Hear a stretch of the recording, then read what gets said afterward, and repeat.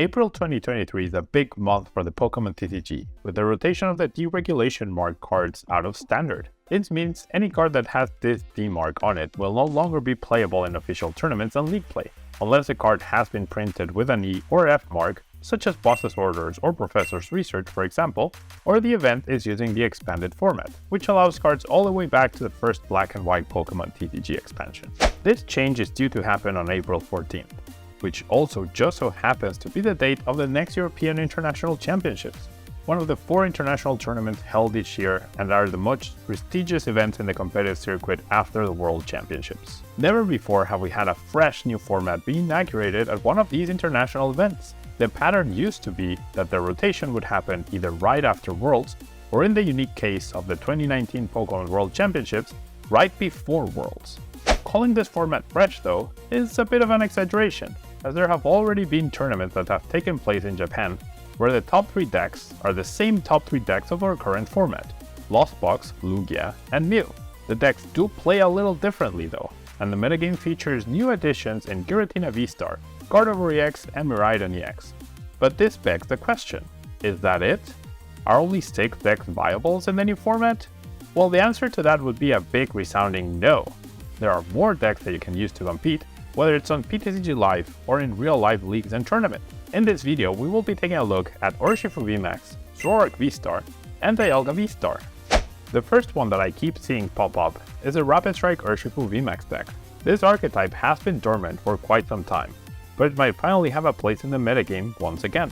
The card itself is quite good, with Gale Thrust doing very good damage for the cost of 1 energy, and the requirement of needing to come from the bench is easily achieved through the cards like Switch, Escape Rope, or the Tower of Water Stadium card. But the main attraction is certainly G-Max Rapid Flow, allowing you to deal 120 damage to 2 of your opponent's Pokemon at the cost of discarding all your energy.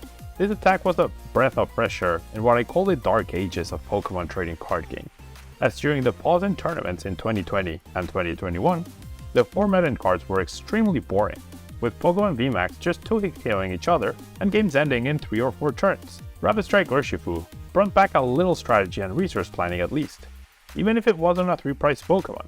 G-Max Rapid Flow also came about at a time where there was no bench protection for quite a few sets, which meant it was even more threatening.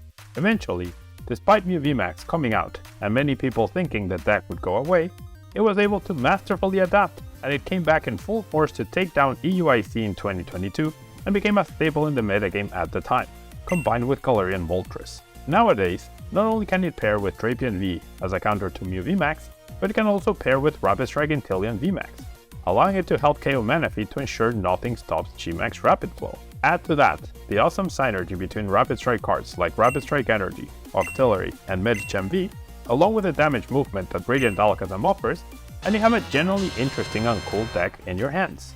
Successful lists are structured similar to this one on screen, which actually have a higher focus on Inteleon VMAX and Cheryl, and use Urshifu VMAX as a finisher or against lightning Pokemon such as Miraidon EX. It features a wide array of attackers in Inteleon VMAX, Urshifu VMAX, Medicham V, Starmie V, and Drapion V, along with a sneaky damage counter placement with Inteleon's double counter ability, and damage removal through Cheryl to make the VMAXs live for as long as possible. The amount of plays and possibilities this deck offers every turn are endless, and thus it should prove to be an interesting pick for players who want a challenging deck that also has a lot of moving pieces and complicated plays to figure out to maximize its potential. If you have enjoyed the video so far and found the information useful, please consider becoming a Tablemon channel member through the join button down below. For as low as $1.99 a month, you can help feed Tablemon some peanut butter M&Ms that he loves, or lunch so that he continue making more videos. This next deck is a personal favorite of mine, and one I deeply regret not having played with more back in the Lost Origin meta. Hisuian Zoroark VSTAR is not only a cool looking card, but also offers a great offensive threat with its Taken Curse attack. With a full bench of damaged Pokemon, along with the active, you're able to do 280 damage, enough to 1-KO every single relevant Pokemon VSTAR out there. Sorry Regigigas VSTAR fans. Damaging your own Pokemon is actually quite easy, with the use of the Gate Joe Box Stadium, which places 2 damage counters on any Pokemon you play from hand, and the combo of Gengar's Netherworld Gate ability and Damage Bump to help spread the damage from Gengar to your other Pokemon in play. Zoroark VSTAR's Phantom Star ability helps add an extra bit of consistency to the deck that it would otherwise lack, giving you a sort of free professor's research at any given point in time. It's not essential to setting up, so if you're actually able to start attacking without it, you can actually save it towards the late game when you need to dig deep for the crucial boss's orders or energy to close out a game, or recover from a late game judge or Rock 10. The colorless typing means it can benefit from Pokemon such as Dunsparce to take away its weakness, but also can fit in other techie Pokemon to help it attack. The Pokemon I'm most interested in trying out is Empoleon V, as it fully stops the Lost Zone engine in its tracks, and with Melanie and double Turbo Energy in the deck, you can actually use it to attack on consecutive turns and potentially even on turn 1. Even if you go second and you don't start with it in your active spot, you can use Hisuian Zoroark V's Void Return attack to put Empoleon V in the active spot to delay your opponent's setup, with Drapion V to help answer Mew VMAX, Empoleon V to help answer the Lost Box decks, and the one-hit KO potential against the rest of the format. I think this deck is being severely underestimated at the moment, and could be a good surprise deck for future tournaments or ladder play. If you want to support the channel, you can use code Tablemon to get 5% off at Potent Store for your online codes, 10% off for your sealed product at Flipside Gaming, and 20% off for your superfoods at Amaranthi. Or if you're looking to buy singles or sleeves, you can fill up your cart and close the tab, then click on the affiliate link in the description and check out. That way you can support the channel over at TCG Player, Card Market, and Dragon Shield. This video is sponsored by the Pokemon TCG deck building website PokemonCard.io. Origin Forme Dialga VSTAR has had time in the spotlight in the past, but was always deemed to be more of a meme deck due to its high risk, high reward nature. Pull off the turn 2 star Chronos against a Pokemon V worth 2 prizes, and follow that up with a KO on another Pokemon V in the free turn that you get, and the game is pretty much over. But pulling that off, however, is much easier said than done, and more so now that Metal Saucer has rotated out of Standard.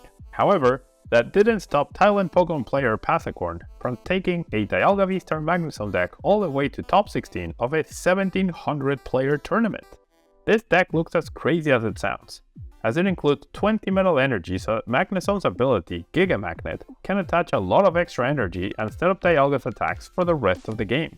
The high Metal Energy count also means you can utilize the supporter Animan, allowing you to search for any 2 cards in your deck by discarding 2 Metal Energy. That makes grabbing the rare candy plus Magnezone so much easier than you'd expect, and makes this deck fairly consistent. On top of that, we have Miraidon EX, allowing you to establish 2 Lightning type Magnemite on your bench with its tandem unit ability. And all of a sudden, the deck is sounding a lot more solid than we all originally gave it credit for. The deck features 1 in KO potential through Dialga's Metal Burst attack, a free turn through the Star Chronos V-Star attack, unlimited energy attachments, dual type aggression featuring Magnezone EX as well, type-specific consistency cards, and being a super original idea? I personally love it, and it really just popped out of the blue. In my eye, this might be an even stronger version than the Dialga decks from the previous standard format. I believe this deck will be a very cool play, even if it's a little on the riskier side for EUIC. It will surely be fun using it on the ladder, or perhaps at local tournaments like League Challenges and League Cups, which will be back starting in April. These decks are all a great combination of fun and potentially good. They might be a tad bit less powerful than the top 6 deck that we have talked about before, but you never know when the metagame might be just perfect for one of these decks to shine. Hopefully this video helps you out with a solid understanding of why some cards have potential in the upcoming metagame over others, and how to build a solid deck that doesn't necessarily feature the same top archetypes. Thank you so much for watching this video. Don't forget to leave a like, subscribe if you haven't yet, and leave a comment if you found it useful, or if you think there's something overlooked. Please tell me, what decks are you looking forward to playing in the new format? Anyways, that's all from me. Thank you so much, and until next time.